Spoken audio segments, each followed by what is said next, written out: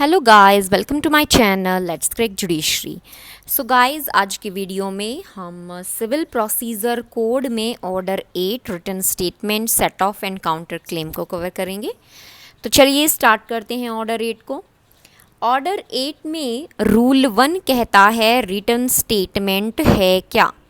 ठीक है, तो रिटन स्टेटमेंट जो है वो उसका जो टाइम पीरियड है वो इसमें बताया गया है, और बताया गया है कौन फाइल करता है, डिफेंडेंट करता है। सम्मन मान लो इस डेट को दिए तो उसके 30 डेज़ के अंदर अंदर आपको रिटन स्टेटमेंट जो है प्रेजेंट करना पड़ता है। 30 days from the date of service of summon, यानी कि डिफेंडेंट को सम्मन मिले तो उसके बाद 30 डेज़ के विद इन आपको रिटन स्टेटमेंट प्रेजेंट करना होगा। उसके बाद प्रोवाइज़ो जो है इसमें थोड़ी सी टाइम को एनलार्ज कर देता है।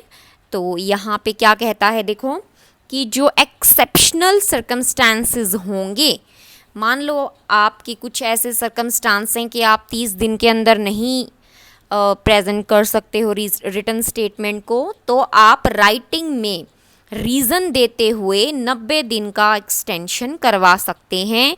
ध्यान रखिएगा, ये 90 डेज़ कब से होंगे, जब सम्मन सर्विस किया गया। ठीक है, यानी कि 30 वो हो गए थे और 60 प्लस, यानी कि टोटल ये 90 डेज़ का टाइम है। ठीक है, और प्रीलिम का क्वेश्चन यहाँ से बन जाता है। एक तो ये जो टाइम दिया गया है ये, और रीजंस जो है ऑरली ना होकर हमें राइटिंग में देने हैं। तो ये पूछ लेते हैं कि जो अगर आप एक्सटेंशन मांगते हो टाइम का रिटन स्टेटमेंट में एक्सेप्शनल सर्कमस्टांस में, तो उसमें आप एप्लीकेशन कैसे डालेंगे, तो रीजंस आपको राइटिंग में देने होंगे। रूल 1 ये बात करता है, उसके बाद ये अमेंडमेंट के बाद आया था 1999 में। तो ये बात करता है कि duty of defendant to produce documents upon which relief is claimed और रिलायड अपॉन बाय हिम।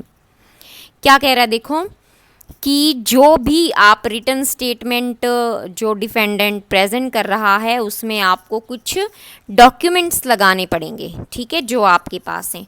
तो देखो सब रूल 1 कहता है जो डिफेंडेंट अपना डिफेंस वहाँ पे प्रोड्यूस करता है, तो वहाँ पे वो जो डिफेंस को प्रूव करने के लिए अगर उसके पास कुछ डॉक्यूमेंट है, यानी कि सपोज़ कीजिए वो अपने डिफेंस में कुछ बात कह रहा है और वो एक डॉक्यूमेंट से भी रिलाई हो जाती है, तो क्या करेगा, वो डॉक्यूमेंट जो उसके पास हैं वो जो भी होंगे अपने डिफेंस में लगाएगा। या फिर आगे हम इसको पढ़ेंगे सेट ऑफ और काउंटर क्लेम को। तो इसकी जो क्लेम है, इनके क्लेम के लिए अगर कोई डॉक्यूमेंट है तो वो भी लगाना पड़ेगा। ठीक है, और यानी कि अगर आप बाद में कोई काउंटर क्लेम और सेट ऑफ दोनों को अगर चाहते हो उन पे कि आप रिटन स्टेटमेंट में उनको साथ में फाइल करें, तो उनके बिहाफ पे जो उनके एड के लिए, सॉरी बिहाफ पे नहीं, उनके जो एड के लिए डॉक्यूमेंट्स हैं वो भी आपको प्रेजेंट करने होंगे। किसके, सेट ऑफ और काउंटर क्लेम के। और आप अपना डिफेंस के तो हैं ही डॉक्यूमेंट। ठीक है, तो तीनों चीज़ों के इसमें आ गए। डिफेंस के लिए अगर सेट ऑफ क्लेम कर रहे हो, काउंटर क्लेम कर रहे हो, तो उन सभी के डॉक्यूमेंट्स की लिस्ट आपको अपने डिफेंस में देनी होंगी। तो यहाँ से एक क्वेश्चन भी कवर हो जाता है कि जो सेट ऑफ और काउंटर क्लेम है वो आप कहाँ पे क्लेम कर सकते हैं। तो जब आप रिटर्न स्टेटमेंट फाइल करते हैं तभी इनको आप डिमांड इनकी कर सकते हैं, क्लेम कर सकते हैं, बाद में नहीं। ठीक है, सब रूल 2 कहता है where any such document is, यानी कि सपोज कीजिए आपके पास है नहीं, यानी कि कोई डॉक्यूमेंट है, आपने डिफेंस में लिख दिया सो एंड सो सपोज कीजिए, और लेकिन आपके पास डॉक्यूमेंट नहीं है, तो आप बताएंगे कि किसकी पोजेशन या पावर में वो डॉक्यूमेंट है। ठीक है, वो या तो प्लेंटिफ भी हो सकता है या फिर कोई थर्ड पार्टी भी हो सकती है। ठीक है, ध्यान रखिएगा। इसी तरह से प्रीलिमिनरी क्वेश्चंस पूछ सकते हैं। सब रूल 3 कहता है एक ऐसा डॉक्यूमेंट जो प्रोड्यूस करना था कोर्ट में लेकिन आपने नहीं किया और आप हियरिंग पे बाद में यानी कि करना चाहते हो, तो आपको कोर्ट की परमिशन वहाँ पे लेनी होगी। ठीक है, यानी कि डॉक्यूमेंट जो प्रोड्यूस करना था रिटर्न स्टेटमेंट में आपने किया नहीं, बाद में आप केवल कोर्ट की परमिशन से ही उस डॉक्यूमेंट को प्रोड्यूस कर सकते हैं। ठीक है, हरियाणा के 2019 में ये मीन्स का क्वेश्चन था। ओके, सब रूल 4 कहता है कि ठीक है, ऊपर डॉक्यूमेंट्स की बात हो गई, लेकिन जो क्रॉस एग्जामिनेशन और रिफ्रेशिंग मेमोरी के डॉक्यूमेंट हैं जो आप हियरिंग में यूज़ करेंगे उनको प्रोड्यूस करना ज़रूरी नहीं होगा, यानी कि ऊपर के रूल उन दोनों पे अप्लाई नहीं होंगे। अगेन पीटी का क्वेश्चन बन जाता है। उसके बाद कहता है सब rule 2, new facts must be specially pleaded. ठीक है, कहता है कि मान लो कोई और नया फैक्ट है, यानी कि अब रिटर्न स्टेटमेंट जब डलता है, जो प्लेंटिफ ने जो एलिगेशन, जो कॉज ऑफ एक्शन उसमें 1 2 3 इस तरह से जो हैं इश्यूज होते हैं, उनके हिसाब से आप डिफेंस जो है रिटर्न स्टेटमेंट पे फाइल करते हो 1 2 3 इस तरह से। ठीक है, अब अगर कोई नया फैक्ट है तो उसे भी आपको प्लीड करना होगा रिटर्न स्टेटमेंट में। Defendant must raise by his pleading all matter. ठीक है, सभी जो भी मैटर हैं जिससे पता चलता है कि ये सूट मेंटेनेबल नहीं है, या कोई ट्रांजैक्शन वॉइड या वॉइडेबल है, या fraud, limitation, release, payment, performance, illegality के बारे में है, तो आपको वो अलग से बताना पड़ेगा। ये 3 पॉइंट्स इस सब रूल 2 में बन जाते हैं। इन 3 पॉइंट्स को कीवर्ड मानिएगा।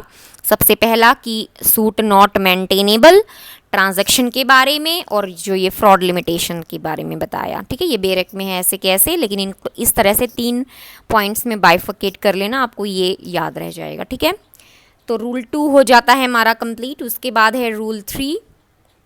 देखिए, रूल 2 से लेके 5 तक, सॉरी 3 से लेके 5 तक, इनमें जो वर्ड्स हैं स्पेसिफिक, इवेसिव, स्पेसिफिक, डिनाइल, इनका थोड़ा सा ध्यान रखिएगा।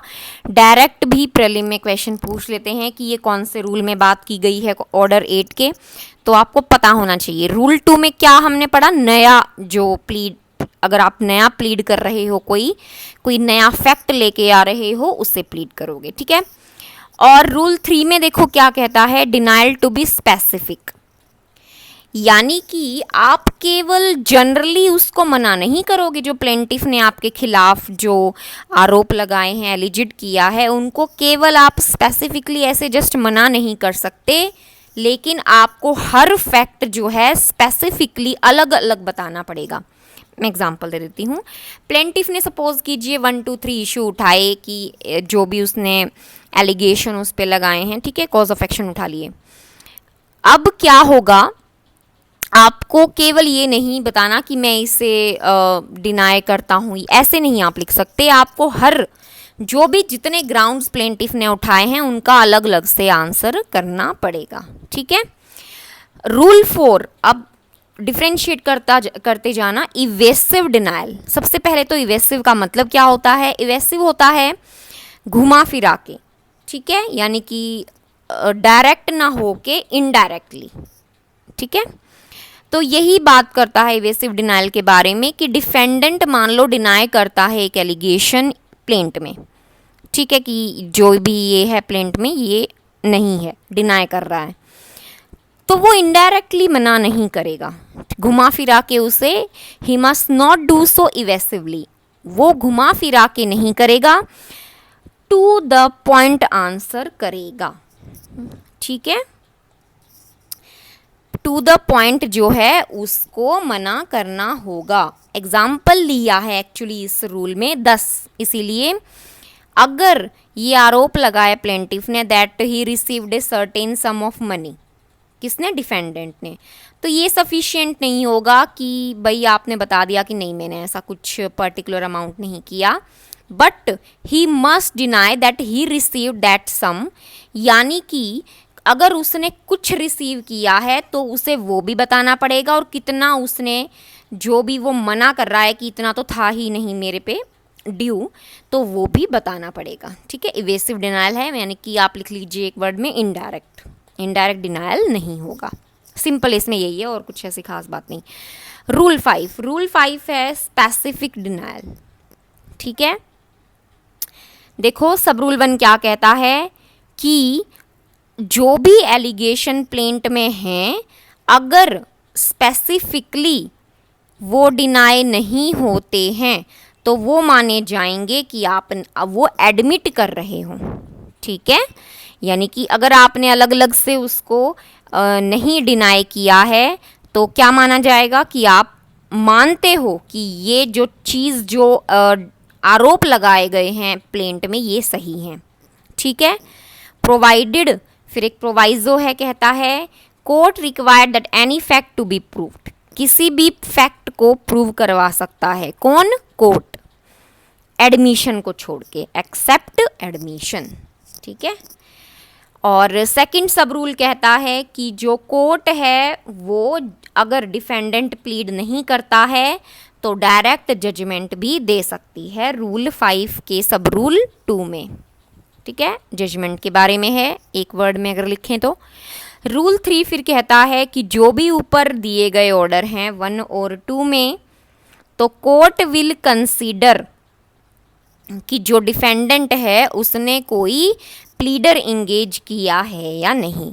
मतलब ऑर्डर 1 और 2, ऑर्डर 2 में तो जजमेंट ही है ना, और ऑर्डर 1 में क्या है, अगर वो वैसे मना नहीं कर रहा तो माना जाएगा कि उसने एक्सेप्ट किया है। इनके ऑर्डर जब भी देगा तो कंसीडर करेगा कि क्या इंगेज प्लीडर किया है डिफेंडेंट ने या नहीं। और फोर्थ में कहता है जहाँ पर भी जजमेंट यहाँ इस रूल में जब भी प्रोनाउंस होगा तो उसके बाद क्या आती है, जजमेंट के बाद डिक्री फॉलो हो जाएगी। सिंपल है। रूल 6 फिर आ जाता है सेट ऑफ के बारे में, particulars of set off to given in written statement. देखिए, अगर ऑर्डर 8 में अगर कोई क्वेश्चन बनते हैं मेंस में, प्रीलिम्स में तो देखो मैंने शुरू के रूल बताए आपको, सेकंड, थर्ड, फोर्थ ये सब बन सकते हैं, लेकिन मेंस का क्वेश्चन अगर बनता है तो मेनली सेट ऑफ और काउंटर क्लेम की कोई एग्जांपल देके बता सकते हैं, इलस्ट्रेशन से भी एग्जांपल आ जाते हैं, और इनका डिफरेंस भी पूछ लेते हैं। ठीक है, डिफरेंस में आपको एक अलग वीडियो में अच्छी तरह बताऊंगी, क्योंकि 2 डिफरेंस बनते हैं इस ऑर्डर में, एक तो लीगल सेट ऑफ और इक्विटेबल का, और एक बनता है काउंटर क्लेम और सेट ऑफ का। ठीक है, इसमें हम वैसे समझते हैं सेट ऑफ क्या होता है। रूल 6 में देखो, रूल 6 आप बेरेक्ट से कर लेना, मैं आपको वैसे लिखना क्या है वो मैं आपको बता देती हूँ शॉर्ट नोट से। सेट ऑफ के कुछ असेंशियल बताए हैं। देखिए, सेट ऑफ कौन करता है, डिफेंडेंट। अब डिफेंडेंट जो है रिटर्न स्टेटमेंट प्रेजेंट कर रहा था, उसे याद आया कि हाँ कुछ मनी जो है वो मेरी भी रिकवरी बनती है प्लेंटिफ से। ठीक है, तो क्या करेगा, वो सेट ऑफ क्लेम करेगा। ठीक है, तो सेट ऑफ का इसीलिए सबसे पहला जो इसेंशियल है कि सूट जो प्लेंटिफ ने किया, ध्यान रखिएगा वो कौन सा होना चाहिए, रिकवरी ऑफ मनी का। ये सूट है, क्योंकि सेट ऑफ में डालना है तो सेट ऑफ यानी किसके लिए होगा, मनी के लिए, कोई और क्लेम नहीं कर सकते। यानी कि सपोज कीजिए प्लेंटिफ ने कोई रिलीफ मांगा है या प्रॉपर्टी की रिकवरी मांगी है या किसी और, तो वो यहाँ नहीं आएगा, केवल सूट किस चीज़ के होंगे, रिकवरी ऑफ मनी। तो ये इसका पहला एसेंशियल होगा, ये ध्यान रखिएगा सूट कौन सा है, जो प्लेंटिफ ने किया है। सेकंड इसका इंग्रेडिएंट है असर्टेन्ड मनी। मनी जो है फिक्स होगा, फिक्स इन द सेंस कि असर्टेन्ड होना चाहिए, यानी कि जिसका आप पता लगा सकते हैं। ठीक है, अनअसर्टेन्ड ना हो, यानी कि मान लो ए ने बी पे किया, ए प्लेंटिफ है, बी पे किया 10,000 का, बी को लग रहा है कि हाँ मेरा भी बनता है तो 5,000 का, तो ये 5,000 असर्टेन्ड मनी है। ठीक है, ऐसा नहीं है कि उसे ये नहीं पता कि 5 का बनता है या 6,000 का बनता है, तो फिक्स होना चाहिए। ठीक है, थर्ड है लीगली रिकवरेबल। अब वो रिकवरेबल लीगली भी हो, ठीक है, इलीगली रिकवरेबल ना हो। सिंपल है, कोई ऐसा नहीं, बस इंग्रेडिएंट बढ़ा दिया है, और लीगली रिकवरेबल तो एक नॉर्मल सी बात है, सूट कर रहे हैं तो उसमें लीगली ही बात होगी। फोर्थ है must be recoverable by defendant ठीक है, उस डिफेंडेंट के द्वारा हो या फिर एक से ज़्यादा हैं तो सबके साथ हो, एक से नहीं हो सकता। देखो रूल 6 पढ़ें सारी इलस्ट्रेशन को, चाहे 15-20 मिनट लगाएं लेकिन उनको ज़रूर देखना, ठीक है। जैसे मैं एक एफ ले रही हूँ इलस्ट्रेशन, ए और बी ने सू किया सी को 1000 के लिए, तो अब सी केवल एक के खिलाफ सेट ऑफ नहीं कर सकता, ठीक है। और जी है, जैसे ए ने सू किया बी और सी को 1000 के लिए, तो बी ए के खिलाफ अकेले नहीं कर सकता। B can't set off a debt due to him alone by A, क्योंकि बी और सी का या तो दोनों का हो ए पे, यही बात ये कह रहा है कि एक डिफेंडेंट से रिकवरी हो या फिर ऑल डिफेंडेंट अगर एक से ज़्यादा हो। तो यहाँ पे तो केवल बी के पास है जी वाले एग्जाम्पल में, ठीक है। ये एग्जाम्पल एक बार सारे देख लेना, इससे क्या होता है मेंस के क्वेश्चंस निकल जाएंगे, ठीक है। इन्हीं में से आ जाती हैं इलस्ट्रेशंस में से प्रॉब्लम दे दी जाएगी और आपको बताना होगा क्या क्या सेट ऑफ यहाँ पे लगेगा या नहीं। इस तरह से क्वेश्चंस आते हैं हरियाणा का, आप लास्ट ईयर का लास्ट टू लास्ट उठाना, उसमें आपको इस तरह का क्वेश्चन मिलेगा 15 में आई थिंक। उसके बाद है, मान लो आप जितना भी रिकवरी डिफेंडेंट चाहता है तो वो जो जुरिस्डिक्शन है कोर्ट की उसको एक्सीड ना करे, ठीक है। ऐसा नहीं है कि उसने मान लो 10,000 का प्लेंट में है और आप 20,000 अब डिमांड कर रहे हैं जो कोर्ट की जुरिस्डिक्शन से ही बाहर है, तो ये ऐसा नहीं होना चाहिए, ये एसेंशियल है। ये सभी अप्लाई होंगे तो ही सेट ऑफ लगता है। रूल 6 में 1 और 2 में यही बात है, 1 में सॉरी सब रूल 1 में, 2 में इफेक्ट के बारे में है। तो सब रूल 1 में यही बातें हैं, इनको केवल मैंने इंग्रेडिएंट में उठाया है। लास्ट इंग्रेडिएंट है both parties must fill same character, ठीक है। उनका कैरेक्टर जो है वो सेम होना चाहिए, यानी कि प्लेंट ने जैसे डिफेंडेंट के खिलाफ किया इसी तरह से डिफेंडेंट का जो है रिकवरी प्लेंट के खिलाफ सेम कैरेक्टर में होनी चाहिए, यानी कि अब डिफेंडेंट प्लेंटिफ हो जाएगा सेट ऑफ के लिए और वो डिफेंडेंट, इस तरह से बोला है कैरेक्टर के बारे में। सेकंड जो सब रूल है वो बताता है सेट ऑफ का क्या इफेक्ट पड़ेगा। तो सेट ऑफ का क्या पड़ेगा, वही पड़ेगा जो रिटर्न स्टेटमेंट जैसे कि प्लेंट में होती है, तो वो क्रॉस सूट की तरह हो जाएगा। अब प्लेंट किसने की, रिटर्न स्टेटमेंट में जो डिफेंस ने की थी, तो अब डिफेंडेंट की तो प्लेंट हो गया और उसका क्या हो गया, रिटर्न स्टेटमेंट, ठीक है। अब कोर्ट किस पे फैसले देगा, ओरिजिनल क्लेम जो सूट प्लेंटिफ ने डाला था उस पे, और दूसरा क्या होगा सेट ऑफ पे जो डिफेंडेंट ने डाला है, तो दोनों पे अलग अलग डिसीजन आएंगे, ठीक है। सब रूल 3 कहता है जो भी रूल अप्लाई होंगे रिटर्न स्टेटमेंट पे डिफेंडेंट वाले पे, वही अप्लाई होंगे सेट ऑफ पे, ठीक है। तो ये हमारा 6 रूल कंप्लीट हो जाता है। उसके बाद है काउंटर क्लेम, ये भी इम्पॉर्टेंट है अगेन। 6A रूल बात करता है काउंटर क्लेम बाय डिफेंडेंट। अब मैं वैसे आपको जब डिफरेंस बताऊंगी तब आपको बहुत अच्छी तरह समझ आएगा, ध्यान रखना। मैंने आपको क्या बताया था, मनी के लिए होता है सेट ऑफ, लेकिन काउंटर क्लेम तो एक डिफरेंट कोज ऑफ एक्शन पे भी हो सकता है प्लेंटिफ के खिलाफ, ठीक है। यही अगर कहें तो मेन डिफरेंस यही होगा। ए डिफेंडेंट इन अ सूट में in addition to right of pleading a set off under rule 6, यानी कि सेट ऑफ के अलावा भी जो है काउंटर क्लेम फाइल कर सकता है, किसके खिलाफ, प्लेंटिफ के खिलाफ, ठीक है। तो ये कब हो सकता है, सूट फाइल करने से पहले भी और बाद में भी, ईदर बिफोर और आफ्टर फाइलिंग ऑफ सूट।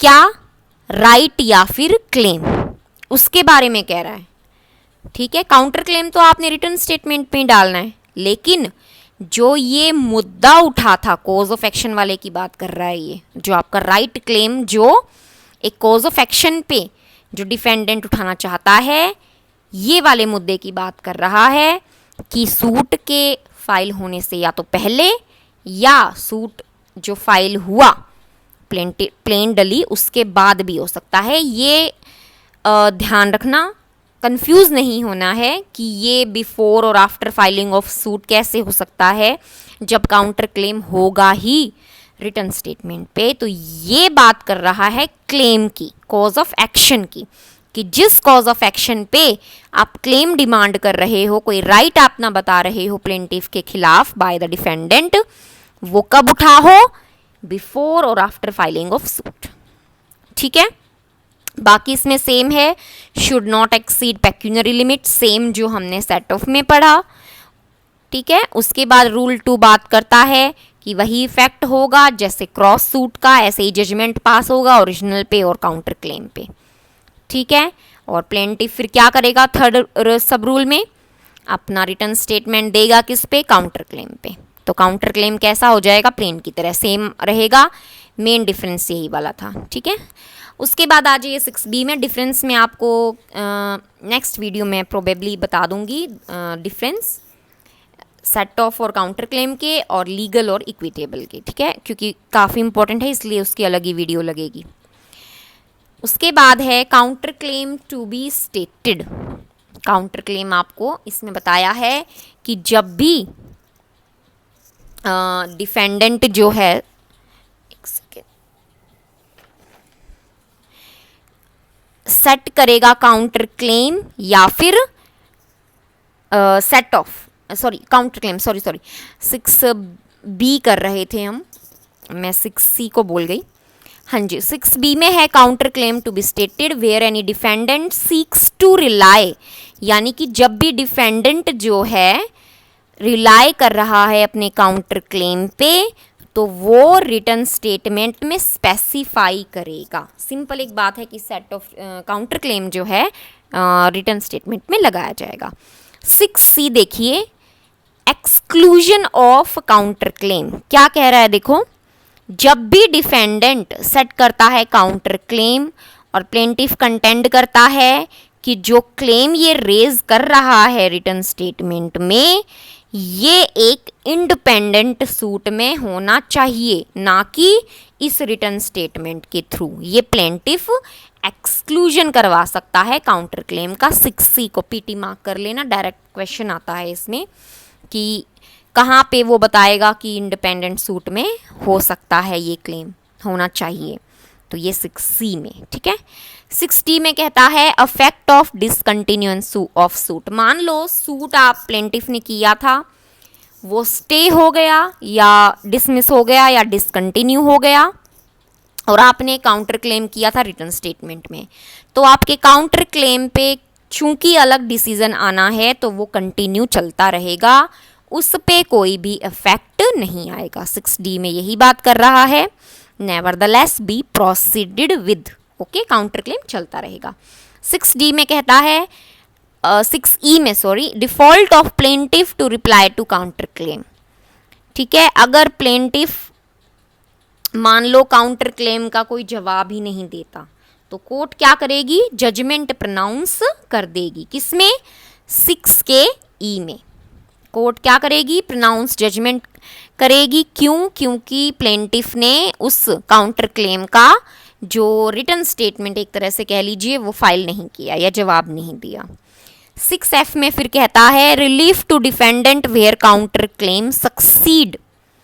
जहाँ पे सूट था सेट ऑफ या काउंटर क्लेम का डिफेंस में प्लेंटिफ के खिलाफ, ठीक है, तो अगर सक्सीड हो जाता है वो, तो जो जिसके पास जितने पैसे मतलब ड्यू रहेंगे तो वो जजमेंट दे दिया जाएगा। ये इस तरह से है सिंपल, कि मान लो ए था, बी के खिलाफ किया, ए प्लेंटिफ है, ठीक है, बी ने कर दिया काउंटर क्लेम, अब वो जीत गया, वो था 5000 का और उसने कर रखा है 10,000 का प्लेंटिफ ने, तो वो डिडक्ट हो जाएंगे, ठीक है, और जो बचेगा बैलेंस वो कोर्ट उसी हिसाब से जजमेंट पास करेगा। उसके बाद है 6G, तो इसमें केवल ये कहता है जो रिटर्न स्टेटमेंट के रूल हैं डिफेंडेंट वाले वही प्लेंटिफ के अप्लाई होंगे, सिंपल। उसके बाद आ जाइए रूल 7 में, डिफेंस और set of founded upon separate grounds.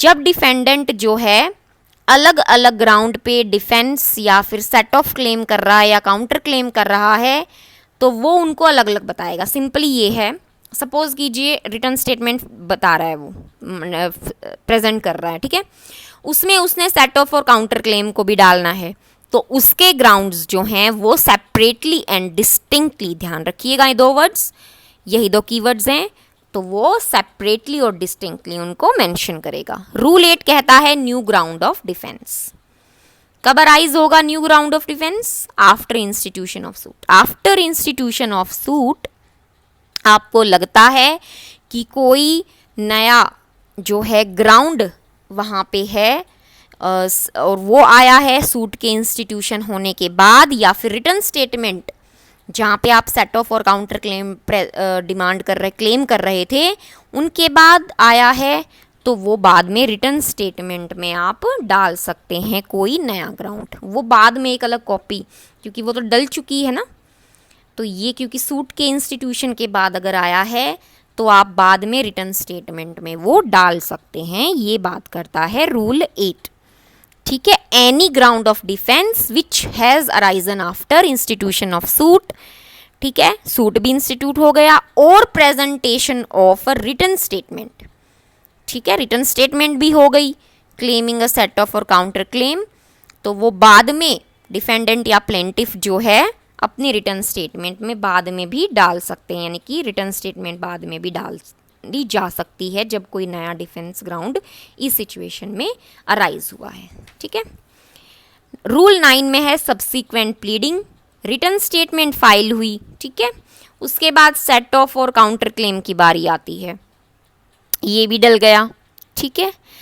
अब जो है ये कहता है कि कोई और प्लीड करना चाहते हो आप, ठीक है, कोई और प्लीडिंग अगर वहाँ पे है तो वो केवल कोर्ट की लिव से ही डलेगी। No pleading subsequent to the return statement of a defendant, ठीक है, क्योंकि रिटर्न स्टेटमेंट क्या है, डल चुकी है, सेट ऑफ काउंटर क्लेम भी हो गया है। अब आपको कोई नई प्लीडिंग मिलती है बाद में, तो केवल कोर्ट की लीव लेनी होगी, टाइम होगा 30 दिन का उसको प्रेजेंट करने का। सिंपल रूल 9 में ये बात करता है, सॉरी यहाँ पे सेक्शन लिख दिया मैंने, रूल 9 और 10 है ये। Procedure when party fails to present return statement called for by court, where any party जिसको रूल 1 और रूल 9 में जजमेंट पास कर दिया है, ठीक है, ये उसकी बात करती है। यानी कि देखो रूल 1 और रूल 9 में आप फेल हो जाते हैं रिटर्न स्टेटमेंट डालने के, वेयर एनी पार्टी जिससे रिटर्न स्टेटमेंट डलनी थी रूल 1 और रूल 9 में, अभी सब्सिक्वेंट प्लीडिंग वाला हमने पढ़ा ना, 30 दिन का टाइम था, आपने डाली नहीं, फिक्स किया गया था टाइम, आपने नहीं प्रेजेंट की, तो कोर्ट जजमेंट प्रोनाउंस कर देगा। सिंपली ये कहता है, रूल 9 तो ऊपर ही है, 30 दिन का टाइम था ना, नहीं डली, तो यहाँ पे क्या हो जाएगा, जजमेंट पास हो जाएगा, डिक्री उसके बाद जजमेंट के बाद आ जाएगी। और रूल 1 में तो मेन रिटर्न स्टेटमेंट का है ही, तो इसीलिए दोनों ले लिए हैं, ओके, और ये सब्सिक्वेंट प्लीडिंग्स का है। तो ये गाइस हमारा ऑर्डर रेट ख़त्म हो जाता है, उसके बाद हम डिफरेंस लेंगे इन दोनों के, काउंटर क्लेम और सेट ऑफ के, नेक्स्ट वीडियो में। और आपको समझ में आया हो तो वीडियो को लाइक और चैनल को सब्सक्राइब कीजिएगा। Thank you.